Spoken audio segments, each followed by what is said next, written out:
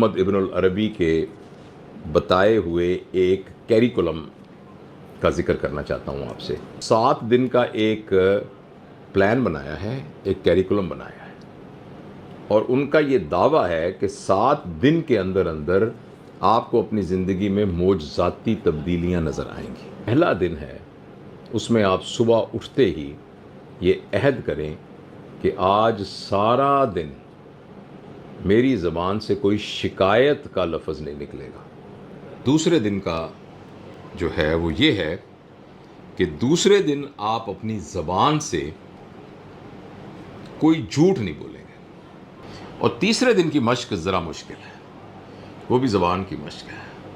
وہ یہ ہے کہ تیسرے دن آپ کوئی بات ایسی نہیں کریں گے جس سے سننے والے کا یا کوئی موجود نہیں ہے اس کو پتہ لگے تو اس کا دل ٹوٹے گا۔ پھر چوتھے دن کی مشق انہوں نے یہ بتائی ہے کہ چوتھے دن آپ کثرت کے ساتھ درود شریف پڑھیں۔ 5ویں دن اللہ سے دعا کیجئے انہی کے بارے میں کہ اے اللہ، میں نے یہ کوشش کی ہے کہ میں اپنی زبان، پہلے دن کیا کرتا میں نے اپنی زبان، پہلا دن کی کیا مشق بتائی تھی میں نے آپ کو، کہ میں نے یا اللہ یہ نیت کی ہے کہ میں کسی کا گلہ نہیں کروں گا اور شکر کروں گا۔ اے اللہ، میں تجھ سے یہ توفیق مانگتا ہوں کہ جو تو نے مجھے دیا ہے میں اس پہ راضی ہوں، جو تو نے دیا ہے میں اس پر خوش ہوں،